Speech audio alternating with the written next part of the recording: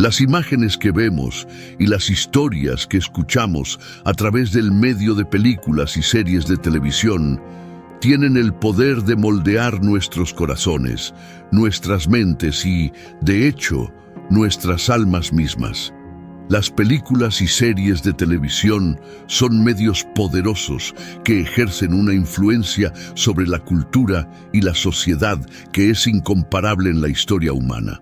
Pueden elevar, entretener, educar e inspirar, sin embargo, también poseen el potencial de engañarnos, degradarnos y desensibilizarnos a los valores que sostenemos en las Sagradas Escrituras. En medio de los diversos géneros de películas y series de televisión, el género de películas y series de terror se destaca no solo por su popularidad entre el público mundial, sino también por su rentabilidad para quienes producen tales obras.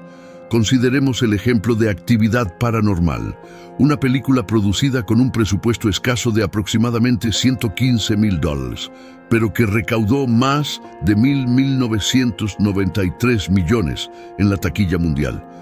Esta cifra asombrosa a menudo se cita como un testimonio del enorme retorno de inversión de la película, resaltando el inmenso atractivo de las películas de terror para las masas. Sin embargo, como seguidores de Cristo, estamos llamados a un estándar más alto, a fijar nuestra mirada no en las cosas de este mundo, sino en las cosas de arriba. Muchas de las películas producidas hoy en día, incluidas aquellas fuera del género tradicionalmente aterrador del terror, se oponen firmemente a los valores cristianos, o al menos divergen del estándar divino de santidad de Dios. Es una verdad entristecedora que, en su búsqueda de entretener, muchas películas recurren a temas y narrativas que chocan con las enseñanzas de nuestro Señor y Salvador, temas que glorifican el pecado, promueven el miedo y a menudo profundizan en lo oculto o lo macabro. Entonces surge la pregunta: ¿cuál es el atractivo de las películas de terror y las películas que tratan sobre lo oculto para muchos, especialmente para los jóvenes e impresionables? Estas películas satisfacen un impulso de experimentar miedo en un entorno controlado. Es una forma de sentirse vivo, de poner a prueba los límites en la seguridad de una sala de cine o detrás de la luz de una pantalla de televisión. Sin embargo, este valor de entretenimiento tiene un costo. Adormece nuestra sensibilidad al sufrimiento, al mal y a la guerra espiritual que se desarrolla invisible a nuestro alrededor. Tomemos, por ejemplo, la brujería. La brujería en la Biblia es algo expresamente prohibido. La Biblia aborda extensamente el tema de la brujería, agrupándolo con prácticas similares como la adivinación y la necromancia, como imitaciones engañosas de la verdadera espiritualidad.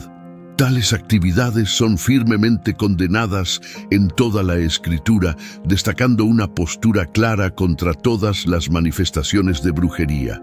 Las prácticas imbuidas en la búsqueda de conocimiento y poder a través de medios sobrenaturales fuera de la provisión de Dios son consideradas como caminos que alejan a las personas de la confianza y la fe en las Escrituras todopoderosas, como Deuteronomio 6:2 provee una guía clara sobre este asunto, afirmando que no se encontrará entre ustedes a nadie que queme a su hijo o a su hija como ofrenda, ni a quien practique la adivinación, ni que lea los presagios, ni que sea hechicero, ni encantador, ni medium, ni invocador de espíritus, ni consulte a los muertos, porque cualquiera que haga estas cosas es abominable para el Señor. Este pasaje no solo enumera las diversas prácticas consideradas abominables, sino que también subraya la gravedad con la que Dios ve el giro hacia estas artes oscuras. Es una desviación de la confianza en la sabiduría y el tiempo de Dios hacia la manipulación de fuerzas que buscan socavar su orden divino y su voluntad.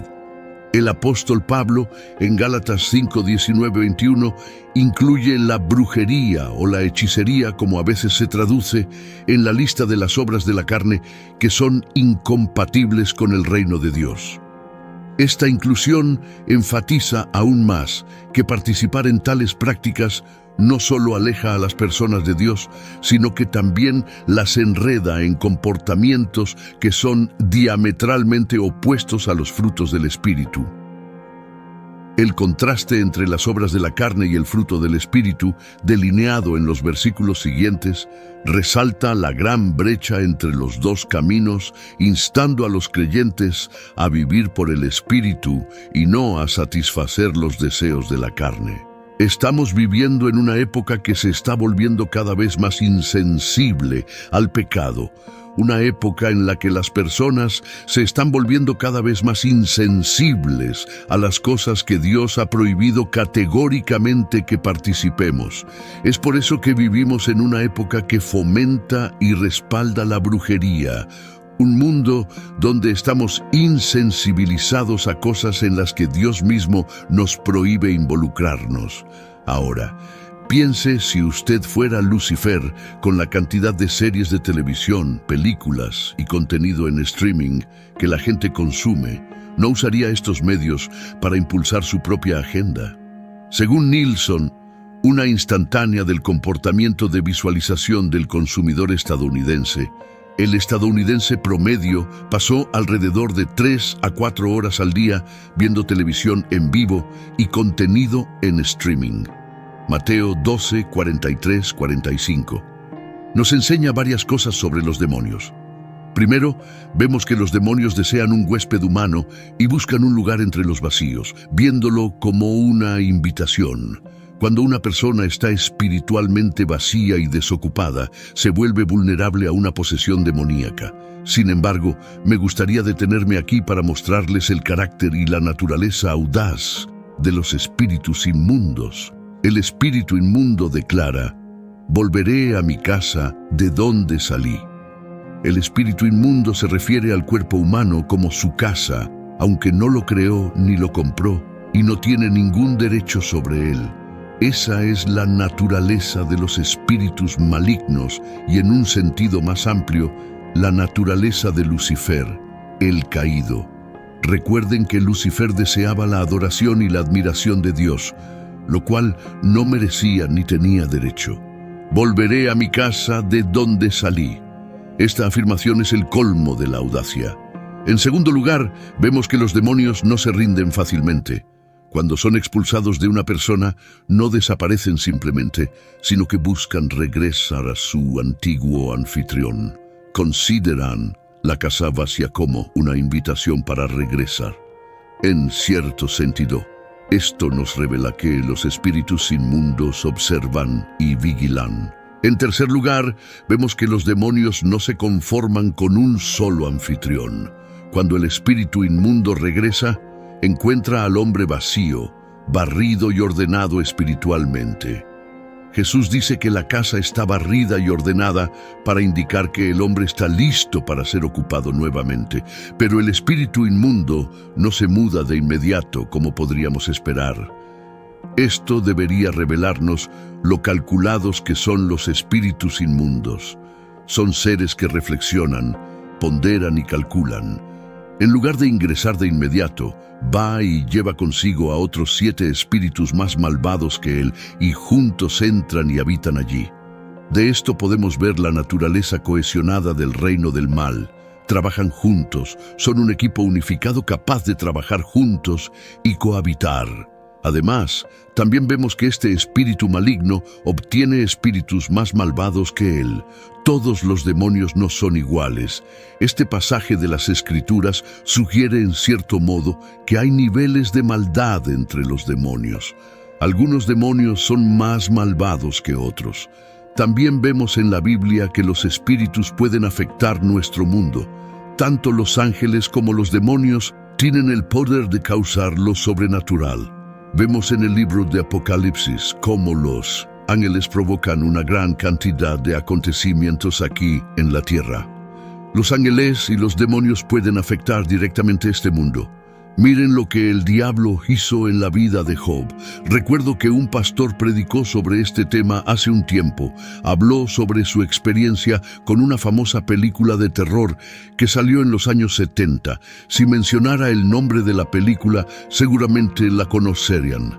Habló de cómo advirtió específicamente a su congregación que no la viera. Desafortunadamente, no todos escucharon. Una joven de su congregación fue a verla. Era una joven asombrosa. Fue a ver esa película y mientras la veía, algo entró en ella. Cuando regresó a casa, le dijo a su madre: «Ya no me siento igual. Cuando estaba viendo esa película, algo entró en mí». Sus padres lo pasaron por alto y le dijeron que no se preocupara por eso, pero esa noche la familia experimentó extraños comportamientos paranormales en su hogar. Experimentaron. Las cosas en su casa que nunca habían experimentado antes comenzaron a manifestarse en medio de la noche. Mi experiencia con esta película ha sido increíble, especialmente con personas desmayándose a la mitad de la película. La película comienza a volverse bastante violenta y la gente tiene reacciones bastante inusuales. Tenemos a muchas personas vomitando y muchas personas temblando, pero lo que realmente me sorprende es ver a personas desmayarse. Quiero decir, nunca en mi vida había conocido una película donde la gente se desmayara. Es difícil hacer que la gente se desmaye en el panorama del consumo moderno de medios, donde el individuo promedio está inmerso en un mar de narrativas durante varias horas al día. El potencial de influencia es inmenso. Si uno asumiera la perspectiva de Lucifer, buscando desviar los corazones y las mentes lejos de las enseñanzas divinas y la rectitud moral, la utilización de los medios como herramienta para impulsar su propia agenda no solo sería tentadora, sino estratégicamente astuta. En esta era de consumo de medios sin precedentes, donde la televisión, las películas y el contenido en streaming captan la atención de miles de millones en todo el mundo, el poder de estas plataformas no puede ser exagerado. Moldean percepciones, influyen en opiniones y guían sutilmente la brújula moral de la sociedad. Si yo fuera Lucifer, la estrategia sería clara: infiltrarse en estos poderosos medios para sembrar semillas de duda, normalizar el pecado y erosionar gradualmente el tejido de la creencia espiritual y la claridad moral. Considera las formas sutiles en las que los medios pueden influir al glorificar estilos de vida y elecciones que contradicen las enseñanzas bíblicas, al trivializar el pecado hasta convertirlo en una fuente de entretenimiento en lugar de una causa de arrepentimiento, y al promover narrativas que desafían la soberanía de Dios, alentando la dependencia en uno mismo o en lo tangible y temporal en lugar de lo eterno y divino. La capacidad de los medios para desensibilizar a las audiencias al pecado, como se destacó anteriormente, sirve a esta agenda al hacer que lo prohibido parezca familiar y, por lo tanto, menos prohibido, al incorporar temas que contradicen los mandamientos de Dios en el entretenimiento mainstream. Una figura como Lucifer estaría jugando un juego largo, apuntando no solo a una conversión inmediata al mal, sino a un cambio gradual en las normas y valores sociales con el tiempo. Lo que una vez se consideró tabú o moralmente reprobable, se acepta e incluso se celebra bajo el pretexto de progreso, libertad de expresión o exploración artística. Además, la omnipresencia de los medios hoy en día, con su capacidad para llegar a cada hogar e influir en cada grupo de edad, presenta una oportunidad sin precedentes para lanzar una amplia red sobre la sociedad. Las narrativas tejidas en innumerables programas, películas y servicios de streaming crean una tela de influencia que puede cambiar sutilmente el terreno moral y espiritual debajo de los pies de toda una población.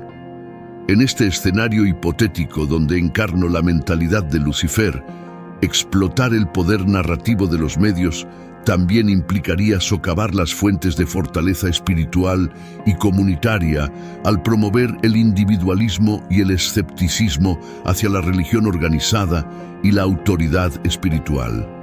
Estas narrativas debilitarían los lazos que unen a las comunidades de fe, aislando a los individuos y haciéndolos más susceptibles a la decepción.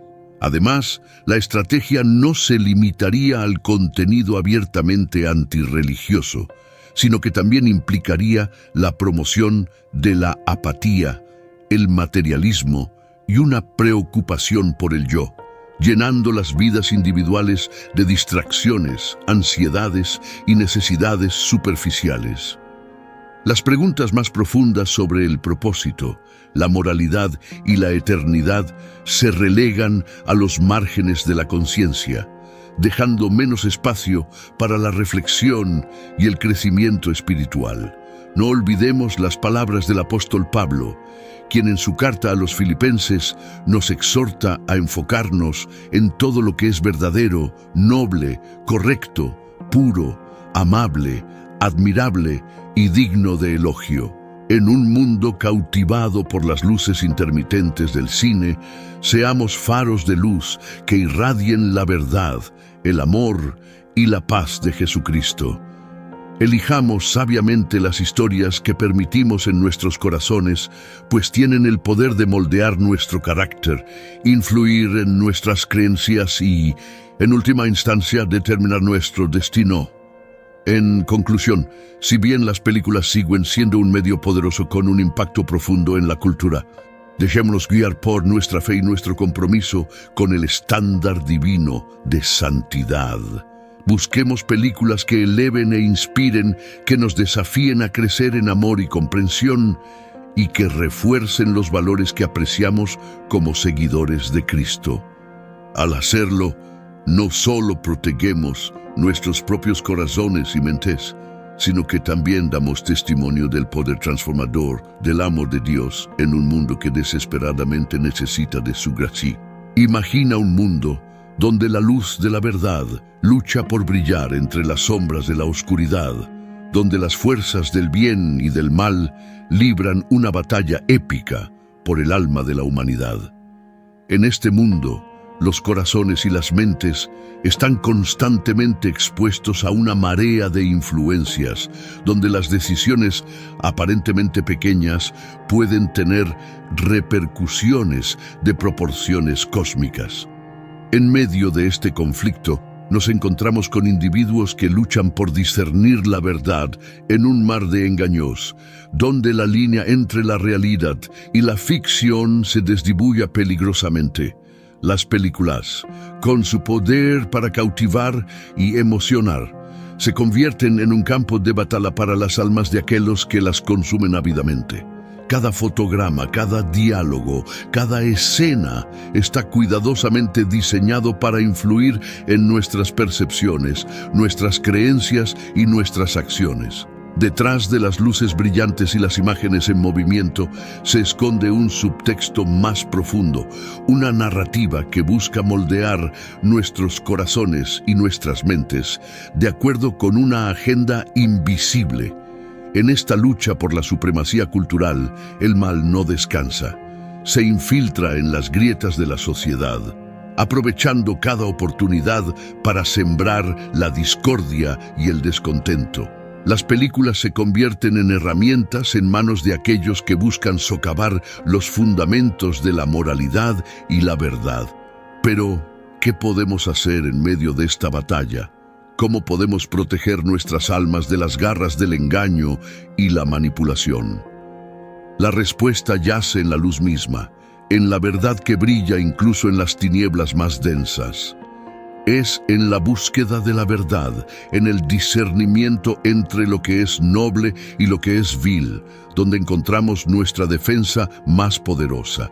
Al cultivar una mente alerta y un corazón firme en la fe, podemos resistir las artimañas del enemigo y discernir entre lo que nos eleva y lo que nos arrastra hacia abajo. En esta lucha por el alma de la humanidad, cada uno de nosotros tiene un papel que desempeñar. Con cada elección que hacemos, Con cada historia que permitimos entrar en nuestros corazones, estamos dando forma al mundo que nos rodea.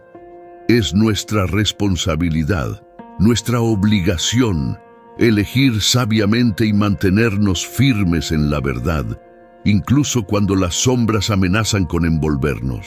Entonces, que nuestras decisiones estén guiadas por la luz de la verdad, que nuestros corazones estén protegidos por la armadura de la fe y que nuestras mentes estén llenas de discernimiento y sabiduría. En esta batalla por la verdad, que seamos valientes guerreros, dispuestos a defender lo que es justo y verdadero en un mundo que anhela la luz. Que así sea.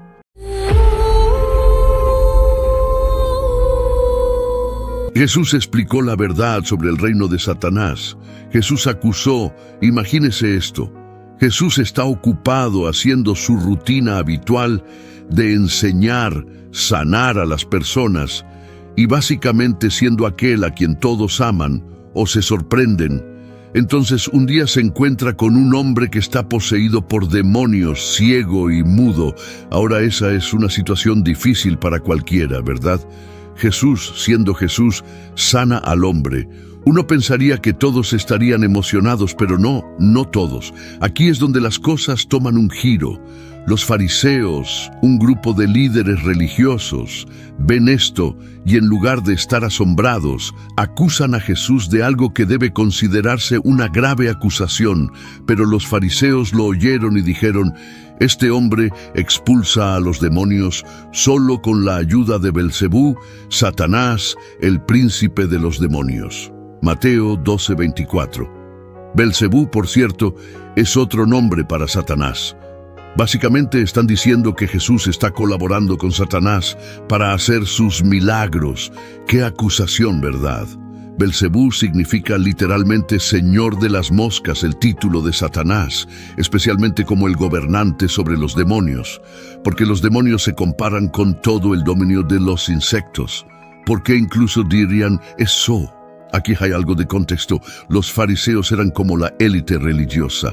Se suponía que eran las buenas personas que enseñaban a la gente sobre Dios, pero cuando Jesús apareció haciendo cosas que ellos no podían y atrayendo a grandes multitudes, se sintieron amenazados. En lugar de ver lo bueno en lo que Jesús estaba haciendo, se pusieron a la defensiva e intentaron desacreditarlo. Es como cuando alguien está tan celoso que comienza a difundir rumores para hacerse ver mejor. Jesús, sin embargo, no va a aceptar sus acusaciones. Los desafía con algunas respuestas muy inteligentes. Sabiendo lo que pensaban, Jesús les dijo: todo reino dividido contra sí mismo quedará asolado, y ninguna ciudad o casa dividida contra sí misma permanecerá en pie. Si Satanás echa fuera a Satanás, está dividido contra sí mismo, ¿cómo, pues, permanecerá en pie su reino? Mateo 2, 25-26.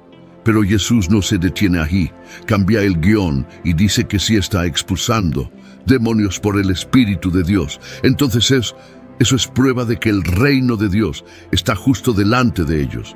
Pero si yo, por el Espíritu de Dios, echo fuera los demonios, ciertamente ha llegado a vosotros el reino de Dios. Mateo 12, 28. Jesús señala que la acusación en su contra no tiene sentido. Explica que si estuviera usando el poder de Satanás para deshacerse de los demonios, sería como si Satanás estuviera trabajando contra sí mismo. Esto significaría que el reino de Satanás se está destruyendo desde adentro. Así que Jesús aprovechó esta oportunidad para enseñar el hecho de que la unidad es fuerza y la división lleva a la caída. Imagina que estás jugando en un equipo de fútbol y a mitad del juego, tus compañeros de equipo comienzan a discutir y jugar en contra el uno del otro en lugar del equipo contrario. Es bastante obvio que tu equipo no tendría oportunidad de ganar, ¿verdad? Básicamente, eso es lo que Jesús quería decir con su declaración. Esta historia no trata solo de... El conflicto entre Jesús y algunos líderes celosos va más allá. Se trata de cómo a veces las personas pueden estar tan cegadas por sus propias creencias o celos que no pueden ver lo bueno frente a ellos. ¿Alguna vez has visto a alguien negarse a admitir que está equivocado, incluso cuando la verdad está frente a sus ojos? Esta fue la misma situación en el caso de Jesús y los líderes religiosos. También nos muestra algo sobre el carácter de Jesús. No es solo un obrador de milagros presumiendo, está allí para traer cambio, desafiar el statu quo y mostrar cómo realmente es el reino de Dios. Un lugar de sanación, verdad y sin lugar para el mal. Esto se aplica no solo al ámbito espiritual, sino también a nuestras vidas diarias, en nuestras familias, comunidades e incluso naciones. El trabajo de Jesús es distinto al de Satanás. El diablo destruye, pero el libertador rescata. Mientras Satanás debilita la vida, Jesús la fortalece. Mientras Satanás ata, Jesús libera. Jesús demuestra cómo su trabajo exalta la vida. Ahora Jesús pasa al ataque y declara con dos denuncias contundentes contra los fariseos las consecuencias para aquellos que se oponen a su ministerio Mesías. Primero, Jesús comienza lanzando el guante. El que no está conmigo está contra mí, y el que no recoge conmigo desparrama. No hay término medio con Jesús, o es o no es el Mesías. Dado que los fariseos ya han establecido que él no lo es, lo opondrán como han demostrado. Sin embargo, esta declaración tiene mucho significado para todos los que la escuchan. A las multitudes se les han dado numerosas oportunidades para arrepentirse y entrar en el reino, pero su ventana de oportunidad se está cerrando rápidamente. Rechazar hacer una decisión positiva por Jesús ya es una decisión en su contra. El problema es que muchos en la multitud eventualmente sucumbirán a la persuasión de los líderes religiosos y se unirán a ellos exigiendo la muerte de Jesús. Los fariseos han estado presentando cargos de blasfemia contra Jesús. Ahora Jesús muestra que todos sus cargos son blasfemia.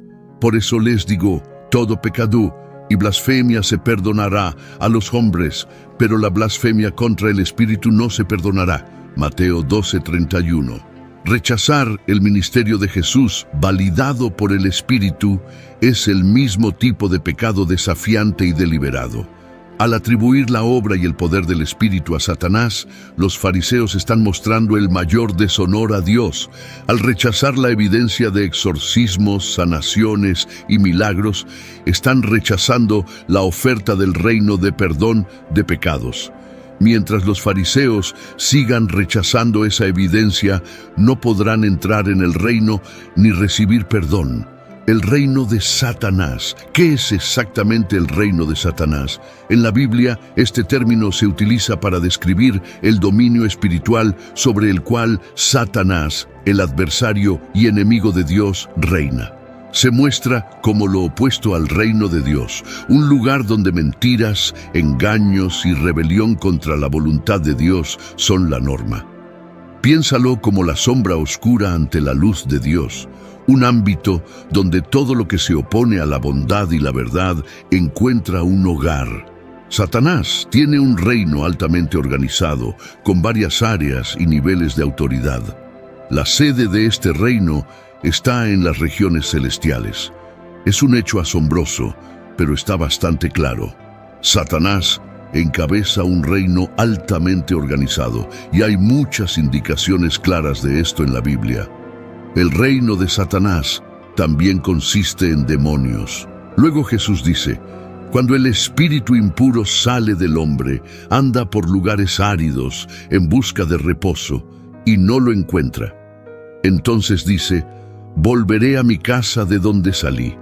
Y cuando llega, la encuentra desocupada, barrida y arreglada. Entonces va y trae consigo otros 7 espíritus más perversos que él, y entran y se establecen allí. Y el estado final de ese hombre es peor que el primero.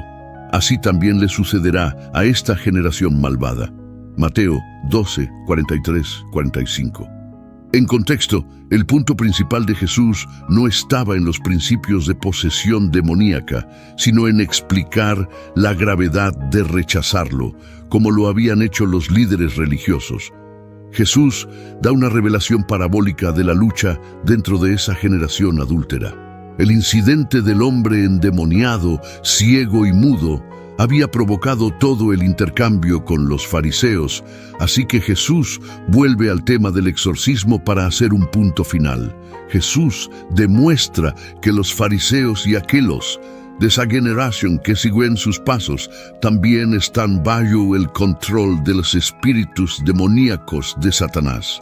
Jesús comienza con una declaración general sobre cómo operan los demonios.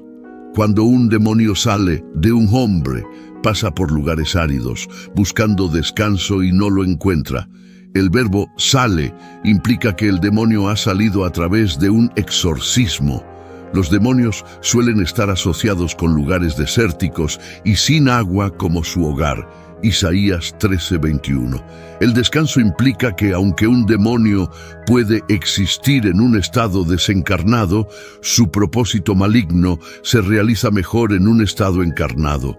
El demonio busca recuperar la propiedad de todo el ser inmaterial y material de una persona.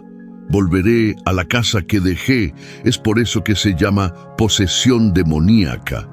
Los demonios tienden a ser persistentes en querer mantener la propiedad de una persona, así que van y toman consigo a 7 otros espíritus más perversos que ellos y entran y viven allí. El número 7 está vinculado en las Escrituras con la completitud, el cumplimiento y la perfección. Aquí puede señalar la completitud de la posesión demoníaca una vez que el demonio regresa. Además, parece que los demonios son impotentes para hacer el mal, a menos que estén habitando un cuerpo. Si un demonio pudiera manifestarse y causar estragos en la humanidad, entonces no necesitaría seguir buscando una forma humana para habitar. Los demonios no pueden tomar la forma de humanos o animales a voluntad. Cuando los demonios fueron expulsados de los hombres en Gadara, no eligieron ser cuerpos, y en su lugar eligieron entrar en los cuerpos de cerdos, en lugar de convertirse en cuerpos ellos mismos. Marcos 5, 10, 13. La generación malvada a la que Jesús se dirige ha experimentado su poderoso ministerio, especialmente a través de sus exorcismos, pero no se han arrepentido ni se han vuelto al reino de Dios. Por lo tanto, esa generación es más susceptible al poder del maligno que nunca antes. El punto trágico de la parábola está en la declaración, y el estado final de ese hombre es peor que el primero. Si la generación presente continúa rechazando a Jesús, también serán como un endemoniado que vuelve a ser poseído. Su condición final de juicio será peor que antes de que Jesús viniera a ellos.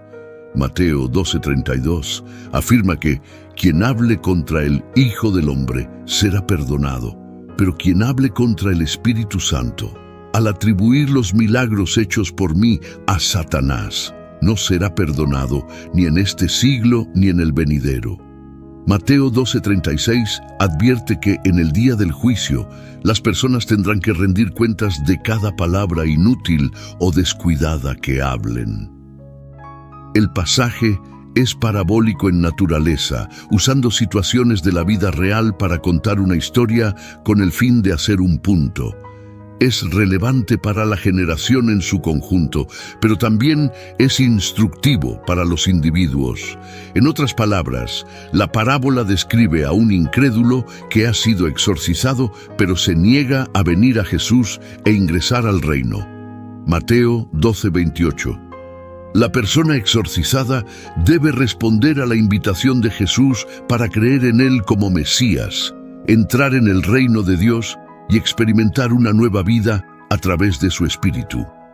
Se puede inferir de esto que la persona en cuestión aún no ha ingresado al reino. Un individuo limpiado que no experimenta la transición del reino es más susceptible al ataque renovado y continuo del mundo demoníaco, que busca reclamar la propiedad de ellos. Pueden ser poseídos nuevamente por el demonio y 7 amigos más perversos con relativa facilidad, momento en el que su condición será mucho peor y estarán completamente bajo el control del séquito de maldad. Por otro lado, si este individuo recibe a Jesús y al reino, Satanás huirá de la presencia de Dios en la vida de este discípulo. Santiago 4:7. Así que sométanse a la autoridad de Dios, resistan al diablo, manténganse firmes contra él y él huirá de ustedes. 1 Juan 4:4. Hijitos, ustedes son de Dios y le pertenecen a Él, y ya han vencido a los agentes del anticristo, porque el que está en ustedes es más grande que el que está en el mundo. Pablo sobre la guerra espiritual. Este reino se menciona en varias partes de la Biblia. Por ejemplo, en Efesios 6:12 se nos dice que nuestra lucha no es contra sangre y carne, sino contra principados, contra potestades, contra los gobernadores de las tinieblas de este siglo, contra huestes espirituales de maldad en las regiones celestiales. Esto presenta un cuadro de una batalla espiritual invisible, mostrando que el reino de Satanás no es solo una metáfora, sino una realidad espiritual real que se opone a los propósitos de Dios. Si estamos constantemente en conflicto, ya sea con otros o dentro de nosotros mismos, no estamos en una posición fuerte para lidiar con estas grandes batallas espirituales de las que habla Pablo. Efesios 6:12 nos recuerda que nuestras luchas a menudo tienen una dimensión espiritual que no podemos ignorar. Y aquí es donde entra la unidad. Es nuestra arma secreta. Si estamos unidos, ya sea con la familia, amigos o comunidad, somos más fuertes para enfrentar estos desafíos invisibles. Piénsalo, ¿no es más fácil enfrentar un gran problema cuando tienes apoyo y no estás distraído por pequeñas discusiones sin importancia? En otras palabras, lo que Jesús dijo sobre un reino dividido que fala y lo que Pablo dijo en Efesios sobre nuestras batallas espirituales son dos caras de la misma moneda.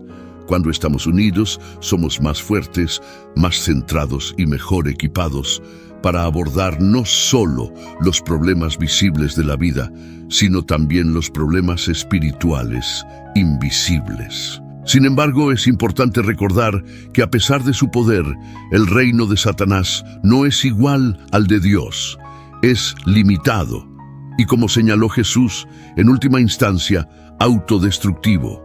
La Biblia nos asegura que al final el reino de Dios prevalecerá y el de Satanás será vencido. Esto brinda esperanza y seguridad a aquellos que creen y siguen los caminos de Dios.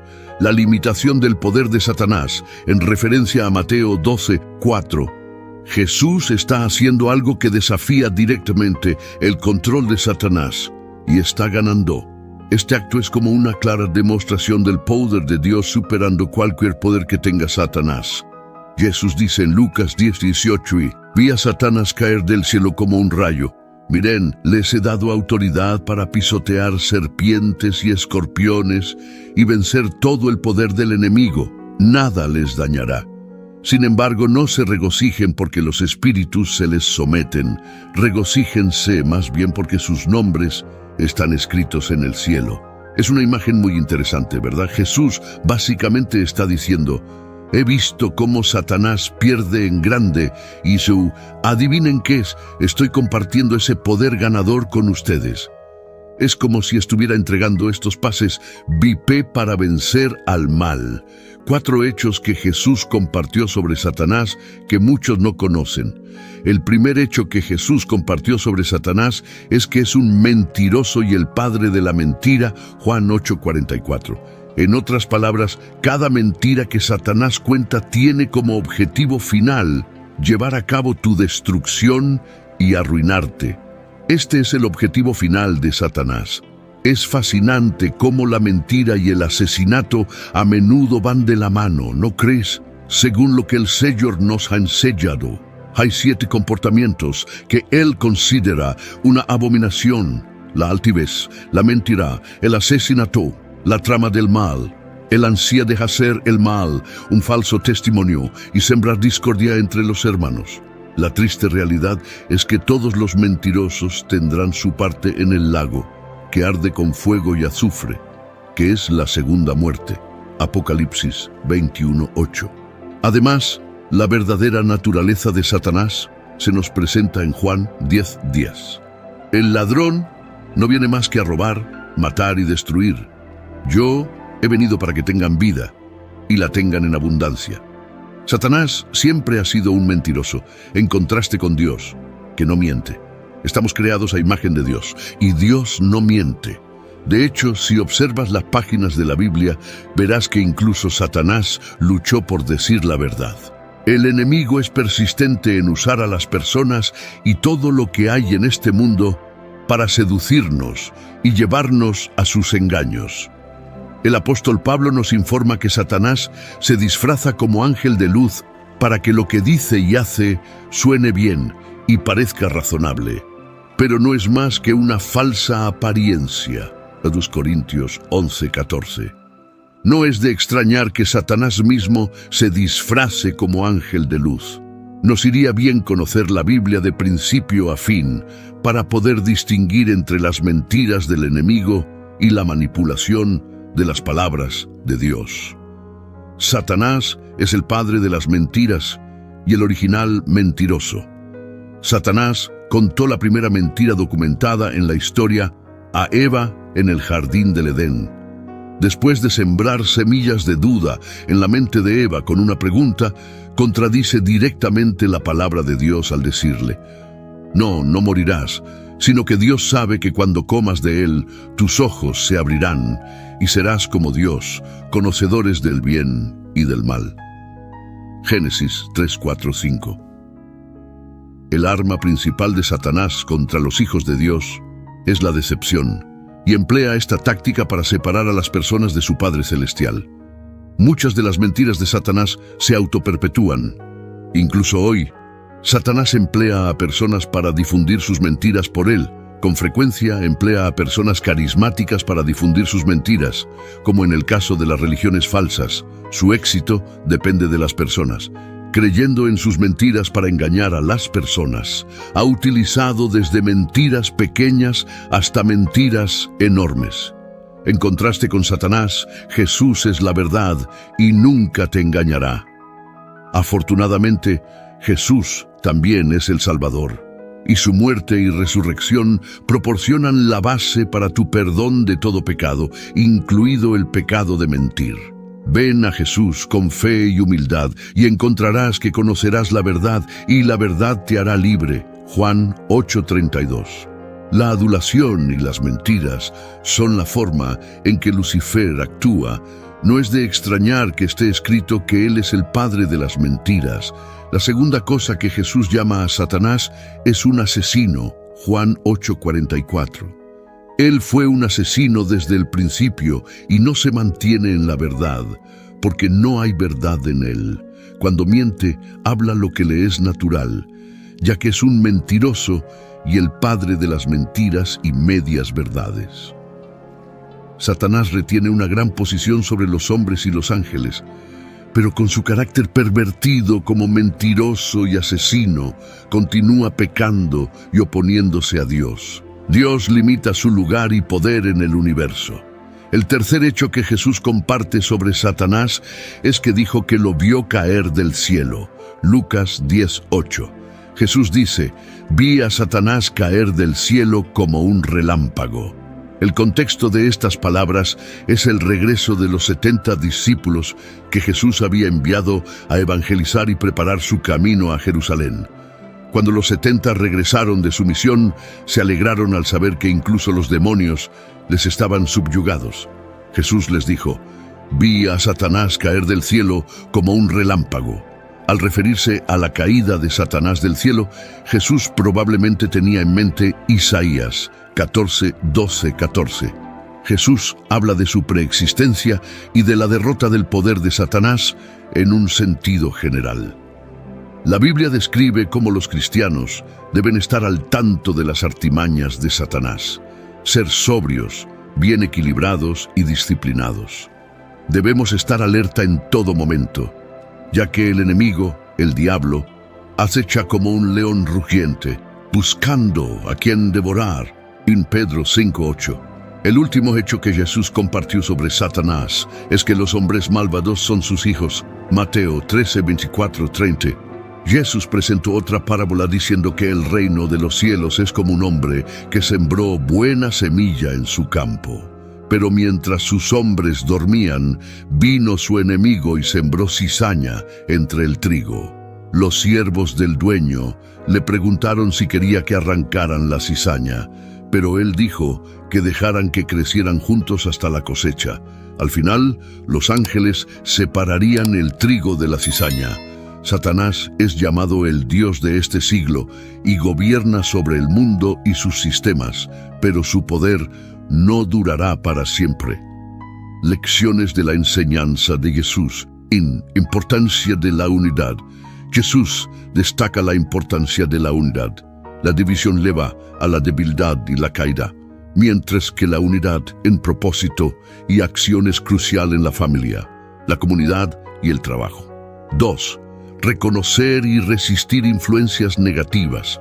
Las enseñanzas de Jesús sobre el reino de Satanás destacan la necesidad de ser conscientes de las influencias negativas.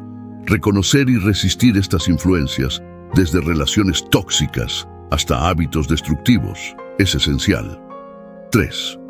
El poder del bien sobre el mal. Jesús demuestra que la bondad, el amor y la rectitud tienen el poder de vencer la oscuridad en nuestras vidas. Elegir el bien contribuye a llevar luz a nuestro entorno, impactando no solo nuestras vidas, sino también las de los demás. Estas lecciones derivadas de lo que Jesús dijo sobre el reino de Satanás son atemporales y universalmente aplicables. Nos animan a fomentar la unidad, estar alerta ante influencias negativas y elegir constantemente el bien para tener un impacto positivo en nuestro mundo. La importancia de la unidad es uno de los puntos esenciales que Jesús resaltó. El principio de un reino dividido puede aplicarse a nuestras vidas en términos de la importancia de la unidad y el trabajo en equipo, ya sea en nuestras familias, comunidades, lugares de trabajo o incluso dentro de nosotros mismos. Estar unidos en propósito y acción es crucial, ya que la falta de unidad puede llevar a la debilidad y la caída. Es como tener un equipo donde todos trabajan hacia el mismo objetivo. Se logra mucho más cuando estamos unidos en lugar de divididos. Reconocer y resistir influencias negativas es otro punto destacado en las enseñanzas de Jesús sobre el reino de Satanás. Destaca la necesidad de ser conscientes de influencias negativas o dañinas en nuestras vidas, que pueden provenir de relaciones tóxicas o hábitos destructivos. Reconocer estas influencias es el primer paso. Resistirlas y distanciarse de ellas es el siguiente. Es como estar en un bote. Si permites que el agua de influencias negativas entre, eventualmente se hundirá. Mantener la integridad, practicar un buen juicio y permanecer fieles a valores positivos son formas de mantener nuestro bote a flote. El poder del bien sobre el mal es otro aspecto resaltado por Jesús. A través de su vida y enseñanzas, demostró que la bondad, el amor y la rectitud tienen el poder de vencer la oscuridad en nuestras vidas. Esto significa elegir consistentemente lo que es correcto, amable y justo, incluso en situaciones desafiantes. Es como encender una vela en una habitación oscura. Incluso la luz más pequeña puede dispersar la oscuridad. Al elegir el bien, contribuimos a llevar luz a nuestro entorno, impactando no solo nuestras vidas, sino también las de los demás. Estas lecciones derivadas de lo que Jesús dijo sobre el reino de Satanás son atemporales y universalmente aplicables. Nos alientan a fomentar la unidad, estar alerta ante influencias negativas y elegir continuamente el bien para tener un impacto positivo en nuestro mundo. Al explorar lo que Jesús compartió sobre el reino de Satanás, encontramos lecciones importantes que pueden aplicarse en nuestras vidas hoy. Un aspecto clave a explorar es el papel de nuestras elecciones y los dos reinos contrastantes que se nos presentan, el reino de Dios y el reino de Satanás. Este tema refleja las decisiones diarias que tomamos y su significado espiritual. Las palabras de Jesús en Mateo 12, 25, 26 ofrecen una visión más profunda de la naturaleza de los reinos espirituales con los que interactuamos a través de nuestras elecciones. La Biblia presenta dos reinos distintos, uno de Dios y otro de Satanás. En Juan 10:10, Jesús contrasta estos reinos de manera sucinta. El ladrón no viene más que a robar, matar y destruir. Yo he venido para que tengan vida y la tengan en abundancia. Aquí el ladrón, a menudo interpretado como Satanás, representa la naturaleza destructiva y engañosa del reino de Satanás. Por otro lado, Jesús nos muestra el camino amable, honesto y plenamente satisfactorio del reino de Dios. Nuestras decisiones cotidianas, ya sean grandes o pequeñas, nos alinean con uno de estos reinos. Cuando elegimos la honestidad sobre el engaño, el amor sobre el odio o la generosidad sobre el egoísmo, nos alineamos con los principios del reino de Dios. En contraste, cuando sucumbimos a mentiras, odio o deseos egoístas, nos alejamos de los valores del reino de Satanás. La Biblia nos habla sobre la consecuencia última de nuestras elecciones, porque la paga del pecado es muerte, mientras que la dádiva de Dios es vida eterna en Cristo Jesús, nuestro Señor. Romanos 6:23. El pecado, alineándonos con el reino de Satanás, conduce a la muerte espiritual, una separación de la vida y la luz de Dios. Sin embargo, elegir la vida en Jesucristo nos alinea con el reino de Dios y nos lleva al reino de la vida eterna, tanto en calidad como en duración. La idea de tener que elegir entre dos caminos es una parte fundamental de nuestra fe en Cristo. Hoy te pongo delante la vida y el bien, la muerte y el mal, porque yo te mando hoy que ames al Señor tu Dios, que andes en sus caminos y guardes sus mandamientos, sus estatutos y sus decretos. Deuteronomio 39. Aunque esto se dijo en el Antiguo Testamento, coincide realmente con la idea del Nuevo Testamento de elegir entre el reino de Dios y el reino de Satanás. Esto muestra cómo nuestras elecciones dan forma a nuestra posición espiritual y lo que nos sucede al final. Cada día nos enfrentamos a decisiones que nos acercan al reino de Dios o nos alejan hacia el reino de Satanás. No se trata solo de seguir reglas, sino de la dirección de nuestros corazones y la naturaleza de nuestras acciones. Nuestras elecciones traen vida, verdad y amor, los distintivos del reino de Dios, o conducen al engaño, el daño y la destrucción, las marcas del dominio de Satanás. El mensaje es claro, nuestras elecciones importan, son los pasos que damos hacia la luz del reino de Dios o hacia las sombras de Satanás. En cada decisión se nos presentan dos caminos, uno que lleva a la vida y otro a la muerte, y la elección es nuestra.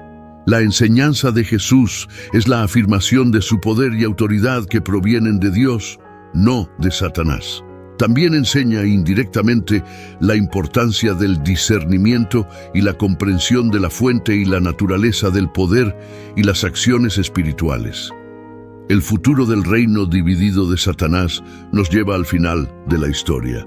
La Biblia, particularmente en el libro de Apocalipsis, nos da una visión del futuro de este reino dividido. Y el diablo que los engañaba fue lanzado al lago de fuego y azufre, donde estaban la bestia y el falso profeta. Allí serán atormentados día y noche por los siglos de los siglos. Apocalipsis 20:10. Es inexacto referirse a esto como una batalla final, ya que no hay un conflicto real. El resultado está predeterminado, con Dios poniendo fin al diablo y sus seguidores de una vez por todas. Después de la batalla, Satanás recibe juicio eterno y tormento junto con la bestia y el falso profeta. Es como la escena final de una película donde el villano encuentra su perdición. El reino de Satanás, con toda su mentira y rebeldía, termina siendo derrotado y arrojado a este lago de fuego. Es una imagen bastante intensa de justicia final. ¿Pero por qué sucede esto? Todo tiene que ver con la naturaleza del bien y del mal. El reino de Satanás representa todo lo que va en contra de la bondad de Dios: mentiras, odio, sufrimiento, lo que quieras. Es como el equipo contrario, en el partido más grande que haya existido. Pero aquí está la cosa: el equipo de Dios, que se trata de la verdad, el amor y la justicia, está destinado a ganar. No es solo porque son los seres sobrenaturales buenos, sino porque su fundamento es sólido y su propósito es verdadero. En contraste, el reino de Satanás está construido sobre bases inestables. Piensa en ello como construir una torre con bloques. Si la base es tambaleante y los bloques están todos torcidos, esa torre no va a durar mucho. Ese es el caso del reino de Satanás. Puede parecer poderoso e intimidante en ocasiones, pero porque está todo construido sobre cosas inherentemente inestables como la mentira y el odio, está destinado a desmoronarse al final. El papel de Jesús en todo esto es crucial. Él vino a mostrarnos cómo es el reino de Dios y a ofrecernos una manera de ser parte del equipo ganador. Sus enseñanzas, milagros y en última instancia su sacrificio en la cruz fueron todos sobre derrotar los poderes del reino de Satanás. Es como si estuviera pavimentando un camino seguro a través de un campo de minas, mostrándonos el camino hacia la victoria y la seguridad. Entonces, ¿cuál es la lección de todo esto? Es una mezcla de precaución y esperanza. Precaución porque la historia nos recuerda que seguir los caminos del mal, como el egoísmo, la crueldad y el engaño, es como unirse al equipo perdedor. Pero también hay una gran dosis de esperanza. Nos dice que no importa cuán fuerte o aterrador pueda parecer el mal a veces, sus días están contados. El reino de Dios, que se trata de amor, verdad y hacer lo correcto, tiene el poder supremo.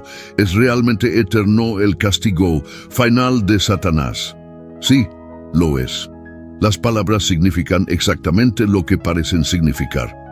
Luego, todos los incrédulos serán juzgados ante el gran trono blanco. Apocalipsis 20:5 declara: y si el nombre de alguien no estaba escrito en el libro de la vida, era arrojado al lago de fuego. En el siguiente capítulo, Apocalipsis 21:8 agrega: pero los cobardes, los incrédulos, los corruptos, los asesinos, los inmorales, los que practican brujería, los idólatras y todos los mentirosos, tendrán su parte en el lago de fuego que arde con azufre. Esta es la segunda muerte. El infierno existe en un plano más allá de nuestro presente. Apocalipsis 20:11-15. Describe cómo los muertos, grandes y pequeños, son juzgados según sus acciones. Los incrédulos experimentan un tormento continuo y son incapaces de escapar de su juicio. La Biblia nos dice que el juez es Jesús. Juan 5:22-27 establece que todos honren al Hijo como honran al Padre. Aquellos que escuchan el mensaje y creen en Dios tienen vida eterna, mientras que los que no lo hacen ya están condenados. Este no es un juicio para determinar los hechos ya están establecidos.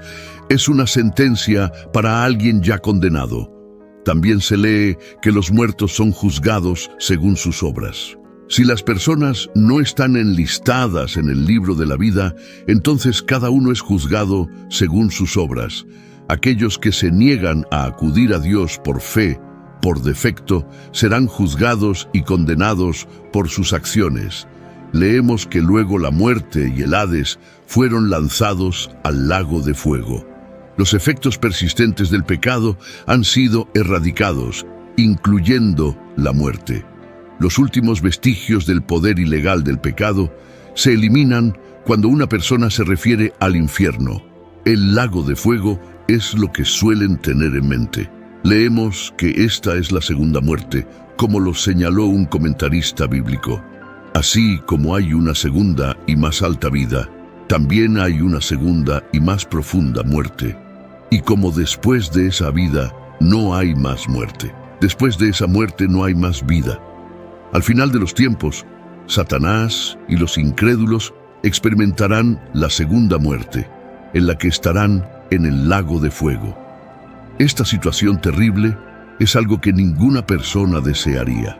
Por eso, Dios ha ofrecido salvación a través de Jesús a cualquiera que crea y ofrece esta salvación todavía hoy pacientemente. Juan 3:16 nos dice: porque tanto amó Dios al mundo, que dio a su único Hijo, para que todo el que cree en Él no se pierda, sino que tenga vida eterna. Esto está muy lejos del estado original de Satanás, antes de convertirse en el diablo o Satanás, como también se le conoce. El diablo era conocido como el querubín ungido.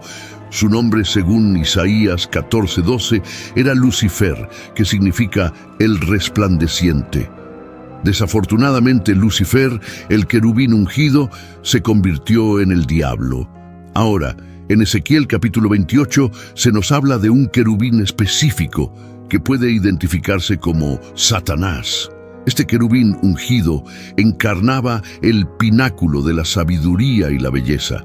Era un ser maravilloso, creado en las huestes celestiales. Satanás ocupaba posiciones de alto rango, estatus y responsabilidad. No malinterpretemos la referencia a Edén como la que encontramos en Génesis. Sabemos que Satanás también estaba presente en el jardín, pero en forma de serpiente. Esta es una referencia a un Edén prehistórico. El jardín de Edén estaba compuesto de plantas y árboles. Sin embargo, en este Edén, el jardín está hecho de piedras preciosas. Como Lucifer, Satanás era una estrella brillante, el hijo de la mañana. Sus privilegios deberían haberlo convertido en el querubín más agradecido. Satanás se corrompió. La iniquidad fue descubierta en él. El Señor procedió a enumerar 3 pecados: violencia, arrogancia e irreverencia. Violó la posición sagrada en la que ministraba en los santuarios de Dios. Un principio espiritual bíblico irrompible es que cuando nos exaltamos, caeremos. Satanás intentó exaltarse, pero Dios dijo que sería arrojado al infierno. Sin embargo, cuando nos humillamos ante el Señor, Él nos levantará. No tenemos que preocuparnos por ensalzarnos a nosotros mismos. Cuando nos humillamos y nos sometemos a su voluntad, Dios se encargará de eso. Lucas 10:18 nos dice: yo vi a Satanás caer del cielo como un rayo. Podemos desanimarnos fácilmente si solo consideramos quién es Satanás y de qué es capaz. Sin embargo, él es una persona condenada. Es solo cuestión de tiempo. Cuando Jesús murió en la cruz, destruyó el aparato del diablo. Hebreos 2:14 declara: así que, por cuanto los hijos participaron de carne y sangre, él también participó de lo mismo, para destruir por medio de la muerte al que tenía el imperio de la muerte, esto es, al diablo. Entonces, ¿por qué Satanás sigue activo? Es porque no reconoce que ha dejado de estar en el negocio. El diablo anda como pollo sin cabeza, está muerto y ni siquiera se da cuenta, pero Dios dijo que ya no será más para siempre. No sabemos mucho sobre Satanás. Ahora es una criatura condenada que será arrojada al lago de fuego y azufre algún día. Hasta entonces, la Biblia. Los creyentes deben permanecer alertas y atentos. El diablo quiere que colapsemos como él lo hizo, pero podemos mantenernos firmes. No solo el Señor Jesucristo nos ha salvado, sino que también es el único que puede preservarnos de caer, según lo enseñó Jesús. Según lo que Jesús enseñó, el infierno no tiene una cantidad de tiempo establecida, sino que existe para siempre. Aquellos que son atormentados en el infierno están condenados a una eternidad de tormento.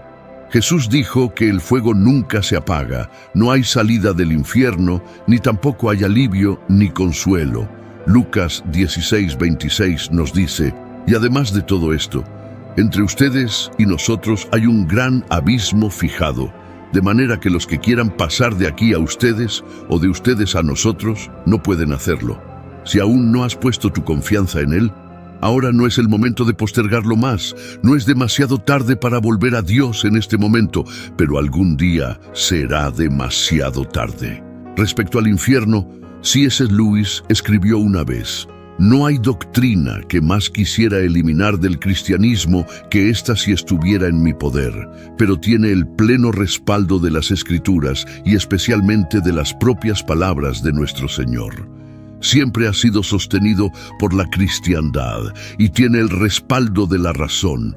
Si se juega un juego, debe ser posible perderlo». Jesús habló mucho sobre el infierno y sus enseñanzas. De hecho, podemos obtener más información sobre el infierno de las palabras de Jesús que de cualquier otro capítulo de la Biblia combinado. Jesús habló del infierno como oscuridad exterior. Al final de los tiempos, todos se presentarán ante Jesucristo y Él separará a la humanidad en ovejas, aquellos que muestran su fe en Jesús a través de sus buenas acciones, y cabras, aquellos que no demuestran su fe en Jesús a través de sus buenas obras. Los que no confiaron en Jesucristo, las cabras, serán condenados al castigo eterno, y las ovejas obtendrán la vida eterna. Dios Padre bendice y da una herencia a las ovejas en la mano derecha de Jesús. Las cabras en la mano izquierda de Jesús están condenadas al fuego eterno del infierno porque están preparadas para el diablo y sus ángeles. La explicación ofrecida es que tuvieron la oportunidad de servir al Señor, pero no hicieron nada. Los condenados preguntan: «Señor, ¿cuándo te vimos hambriento, sediento, extraño, necesitado de ropa, enfermo o en prisión, y no te ayudamos?» Jesús responde: «Les aseguro que todo lo que no hicieron por uno de mis hermanos más pequeños, tampoco lo hicieron por mí». Jesús termina el discurso con un contraste: irán al castigo eterno, pero los justos a la vida eterna. Jesús diferenció infaliblemente el infierno del reino de Dios. El infierno es lo opuesto a la excelente comunión con Dios. Eternamente, en resumen, al final, Jesús gana. Oremos. Padre Celestial, en la quietud de este momento, venimos ante ti con corazones abiertos a tu sabiduría y guía.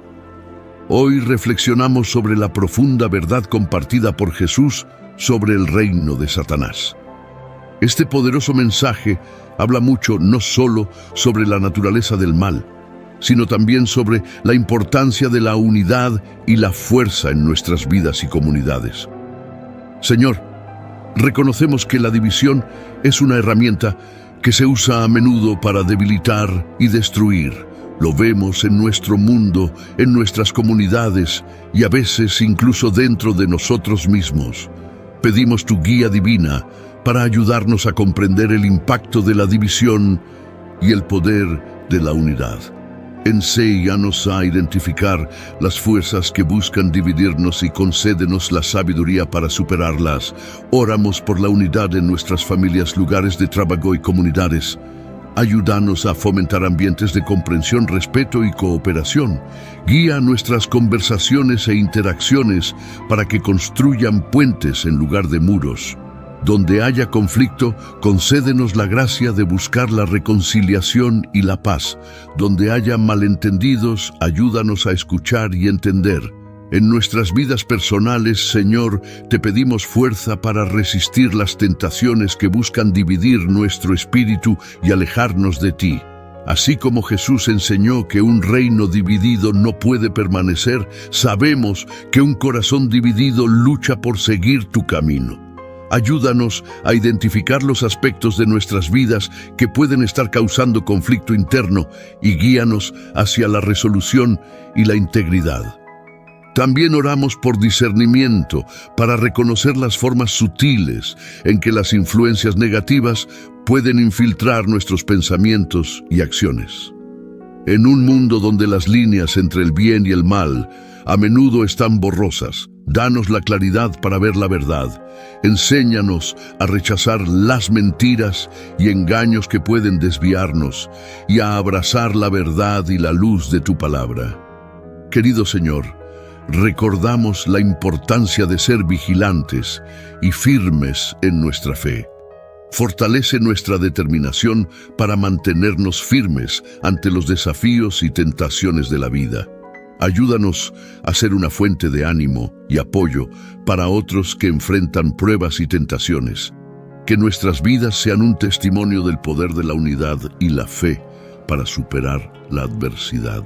También reconocemos la necesidad de compasión y comprensión hacia aquellos que pueden estar debilitados por los engaños del mal. Guíanos para acercarnos a ellos con amor, gracia y la verdad de tu Evangelio. Que nuestras acciones y palabras reflejen el amor de Cristo, atrayendo a otros hacia la luz de tu presencia. Mientras navegamos por las complejidades de este mundo, mantenemos firmemente anclados en tu amor y verdad. Recuérdanos que mientras el reino de Satanás puede prosperar en la división, tu reino está construido en el amor, la unidad y la paz. Ayúdanos a vivir como ciudadanos de tu reino, promoviendo los valores que traen vida y esperanza a nuestro mundo. Padre, en todo lo que hagamos, que te honremos y glorifiquemos. Que nuestras vidas reflejen la unidad y armonía que se encuentra en Cristo. En momentos de duda o confusión, recuérdanos tu verdad inmutable y la victoria última que es nuestra a través de Cristo Jesús. Ofrecemos esta oración en el poderoso y precioso nombre de Jesús, quien nos enseñó la verdad sobre el reino de Satanás y el reino de Dios. Es en su nombre que encontramos esperanza, unidad y la fuerza para superar la división. Amén. Sin embargo, mientras estamos en la tierra, la Biblia habla sobre los ángeles que luchan por nosotros para proteger la verdad sobre los ángeles guardianes. Haz clic aquí. La demonología es uno de los temas más evitados dentro de los sermones y enseñanzas cristianas. Este silencio respecto al tema resulta intrigante, especialmente considerando que nuestro Señor Jesucristo mismo no dudó en enseñar sobre los demonios y enfrentarse a ellos directamente durante su ministerio en la tierra. La renuencia a explorar o discutir la demonología dentro del cristianismo es desconcertante. ¿Por qué los creyentes elegirían ignorar un tema que nuestro Señor y Salvador consideró lo suficientemente significativo como para abordarlo? La verdad es que enterrar nuestra cabeza en la arena no altera la realidad de los demonios, ni disminuye ni exagera su existencia. Son reales y una parte muy real de este mundo en el que vivimos. La demonología es el estudio de los demonios, centrándose en sus orígenes, naturaleza y las diversas formas en que interactúan con el mundo. La demonología cristiana, más específicamente, indaga en lo que la Biblia nos enseña sobre estas entidades malignas. Proporciona un marco para entender el verdadero reino de lo demoníaco, fundamentado en las Escrituras en lugar del sensacionalismo que a menudo se encuentra en la cultura popular. Esta rama de estudio teológico equipa a los creyentes con conocimiento sobre los demonios, revelando sus características, comportamientos y las estrategias que emplean en su guerra contra Dios, sus ángeles y la humanidad. En su núcleo, la demonología cristiana nos enseña que Satanás y sus demonios son reales y pueden, y de hecho, afectan nuestro mundo de manera muy real y tangible. No son conceptos abstractos o símbolos del mal, sino seres personales reales con voluntad, intelecto y una profunda hostilidad hacia Dios, la humanidad y todo lo que es bueno. Estos seres han elegido rebelarse contra su Creador y, al hacerlo, se han convertido en los adversarios de la humanidad, buscando alejarnos de Dios mediante la decepción, la tentación y la opresión. Comprender la demonología cristiana es crucial por varias razones. En primer lugar, elimina el velo de misterio que a menudo rodea el tema de los demonios, desmitificando su existencia y operaciones. La verdad es que no se puede luchar contra un enemigo que no se sabe que existe, o contra un enemigo en el que ni siquiera se cree que existe. Esta desmitificación es vital para disipar el miedo y la superstición, que pueden nublar nuestro juicio y llevar a una fascinación poco saludable por lo demoníaco o a una negación total de su existencia. En segundo lugar, la demonología cristiana sirve como herramienta para la guerra espiritual. Nos alerta sobre la realidad de los planes de Satanás y las tácticas empleadas por sus secuaces en su campaña implacable contra el reino de Dios. Al entender cómo operan los demonios, los creyentes pueden protegerse mejor contra la decepción y el ataque espiritual, manteniéndose firmes en su fe y equipados con toda la armadura de Dios. Algo extraño está sucediendo con los demonios en todo el mundo. Esta afirmación podría despertar curiosidad o incluso escepticismo, pero dentro del contexto de la demonología cristiana subraya una verdad profunda que ha sido evidente desde la antigüedad y que sigue siéndolo hoy en día. Esta verdad se captura vívidamente en Santiago 2:19, que declara que también los demonios creen y tiemblan. Este versículo, sucinto pero profundamente evocador, pone en primer plano la intensa reacción de los demonios ante la verdad de Dios. La existencia en la que creen y tiemblan se centra en el aspecto del temblor, revela mucho sobre la naturaleza de los demonios, el poder de Dios y las implicaciones para los creyentes. El término temblar transmite un sentido de miedo, ansiedad o agitación tan intenso que no puede ser ocultado. Significa una manifestación física de un terror arraigado. Pero, ¿qué exactamente instiga una reacción tan profunda de estos seres malignos? No es meramente el reconocimiento de la existencia de Dios, sino el reconocimiento total de su absoluta soberanía, santidad y el inevitable juicio que les espera. A diferencia de los humanos, que podrían vacilar en la fe o comprensión, los demonios poseen una conciencia aguda de la omnipotencia de Dios y la futilidad última de su rebelión. En toda honestidad, podemos aprender mucho de esto. Vivimos en un mundo que no teme al Señor, un mundo que incluso llega a burlarse de Dios, un mundo que no tiembla ante el nombre del Señor, un mundo que no tiembla ante el hecho de que un Dios santo está enojado con ellos, un mundo que no cree que haya un Dios. Sin embargo, tengan la seguridad, hermanos y hermanas, que se acerca un tiempo en el que cada individuo que no tiemble ante el nombre del Señor se postrará y confesará que Jesús es Señor. Pero, si la verdad fuera dicha, esto es porque las personas de este mundo no comprenden verdaderamente quién es Dios. Una y otra vez se nos recuerda temer al Señor, Mateo 10:28, y no temer a quienes matan el cuerpo, pero no pueden matar el alma, sino más bien temer a aquel que puede destruir tanto el alma como el cuerpo en el infierno. Hebreos 10:31. Es terrible caer en las manos del Dios vivo. Proverbios 9:10. El temor del Señor es el principio de la sabiduría, y el conocimiento del Santo es entendimiento. Este conocimiento, junto con la certeza de su derrota y castigo, les infunde un terror tan profundo que los hace temblar.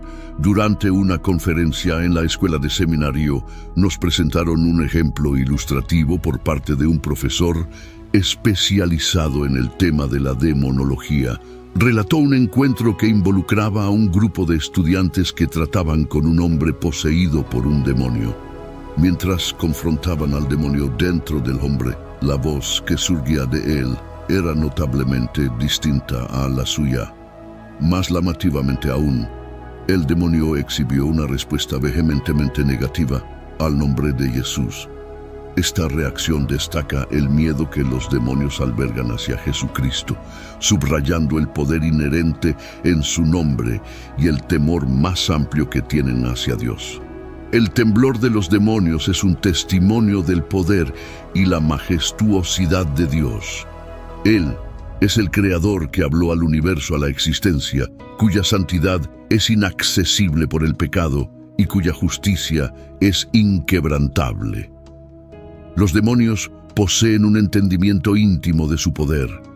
un entendimiento de Dios y su gloria que nosotros, los seres humanos, no captamos completamente.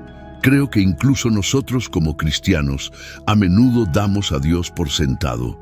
Dios está tan por encima de nosotros como lo están los cielos de la tierra, como lo está el norte del sur, así de superior es Dios sobre nosotros.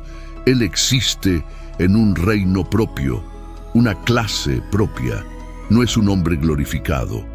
A menudo tratamos de convertir al Señor Jesucristo en un hombre glorificado o en un profeta glorificado, para que opere apenas un poco por encima de nosotros y así podamos entenderlo con nuestras mentes limitadas.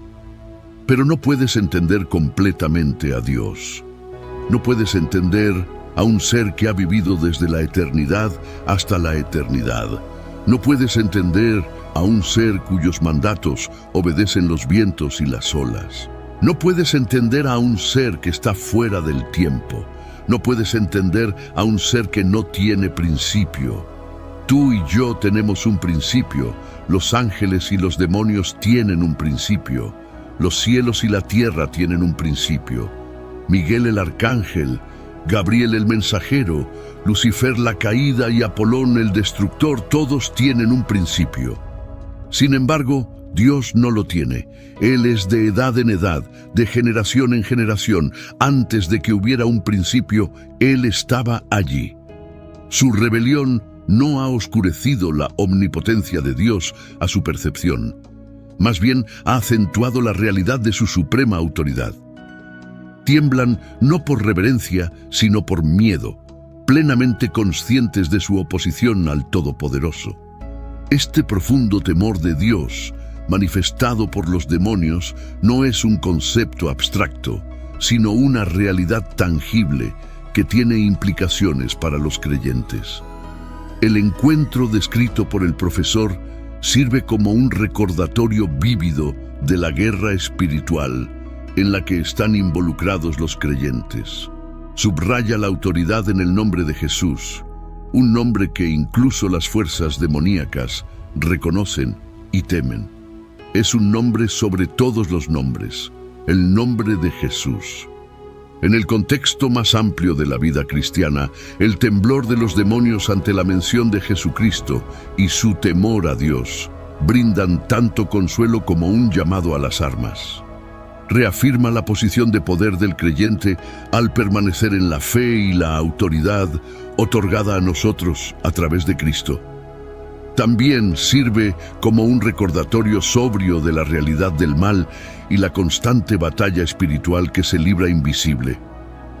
Algo extraño está sucediendo con los demonios en todo el mundo. Es más que una afirmación sensacionalista, es un reflejo del conflicto cósmico entre el bien y el mal, un conflicto en el que el nombre de Jesucristo emerge con toda autoridad. A lo largo de la historia, numerosas personas han enfrentado fenómenos inexplicables que solo pueden describirse como actividad demoníaca o paranormal. Estos eventos a menudo dejan a las personas sintiéndose indefensas, aterrorizadas y a veces incluso cuestionando su propia cordura. Sin embargo, en medio de estos encuentros aterradores, existe un poderoso testimonio del nombre sobre todos los nombres, Jesucristo. Una y otra vez se ha informado que con solo mencionar su nombre, toda forma de actividad demoníaca y perturbación paranormal cesa de inmediato. Una de las manifestaciones más comunes de estos encuentros es la experiencia de la parálisis del sueño. Las personas informan estar atrapadas entre las etapas del sueño y la vigilia, incapaces de moverse o hablar, a menudo percibiendo una presencia ominosa que las oprime o incluso que está parada en la habitación. Esta aterradora condición, que difumina las líneas entre los reinos físico y espiritual, deja a los afectados con un temor genuino por sus vidas. Sin embargo, sorprendentemente han surgido innumerables testimonios de personas que en medio de su miedo logran invocar el nombre de Jesús. En ese momento, la fuerza opresiva desaparece y son liberados de su parálisis. Una demostración profunda de la autoridad investida en el nombre de Jesús. Este fenómeno no es simplemente anecdótico, refleja un aspecto más profundo de la realidad espiritual. La verdad evidente en la vida de Jesucristo, tal como se describe en los Evangelios, cuando se enfrentaba a fuerzas demoníacas, la sola presencia de Jesús provocaba miedo y sumisión de los demonios. Lo reconocían, temblaban ante su autoridad y le suplicaban, plenamente conscientes de su poder para mandar sobre ellos. El Evangelio de Marcos relata varios de estos encuentros, como en Marcos 5:1-20, donde Jesús se encuentra con un hombre poseído por una legión de demonios. Los demonios reconocieron inmediatamente a Jesús, temblaron de miedo y le rogaron que no los atormentara antes de que los expulsara. Mateo 8:28-34. Cuando Jesús llegó al otro lado, a la región de los Gadarenos, 2 endemoniados salieron de los sepulcros y eran tan violentos que nadie podía pasar por ese camino. Gritaron: ¿Qué quieres con nosotros, Hijo de Dios?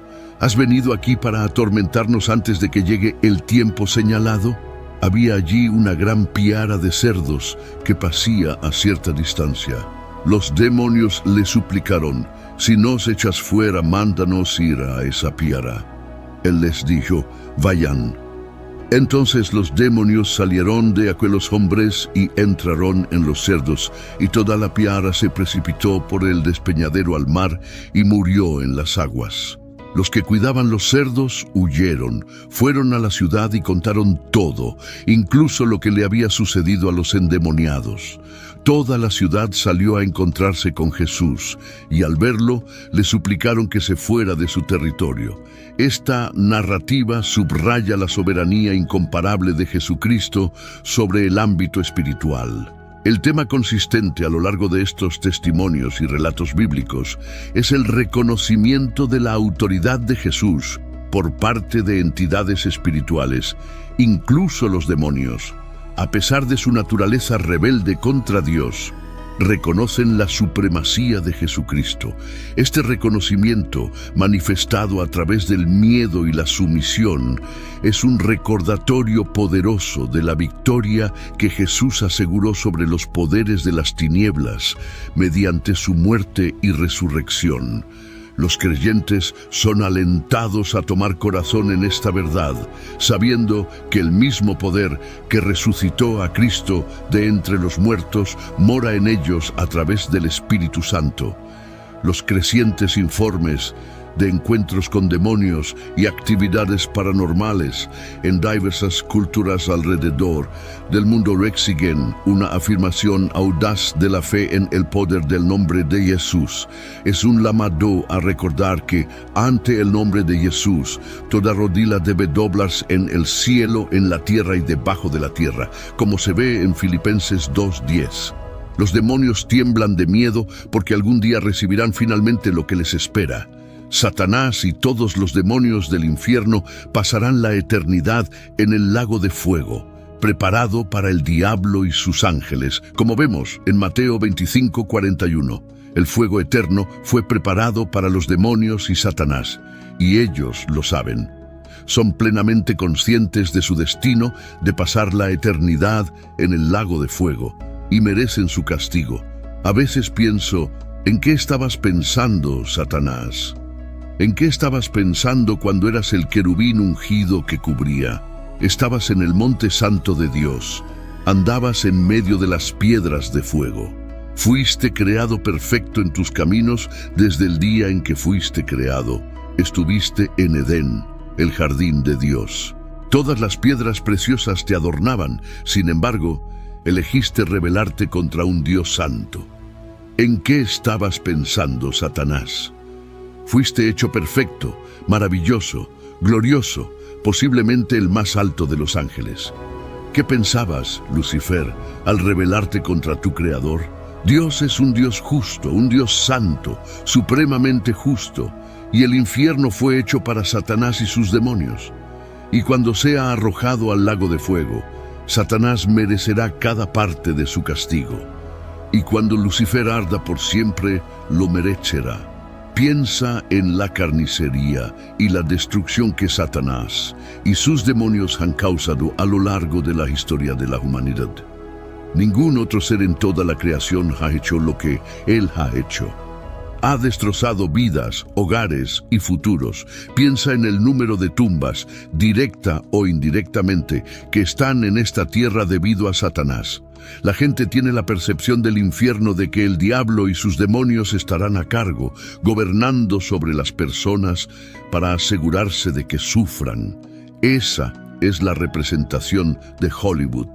No, el diablo y sus demonios no estarán a cargo del lago de fuego.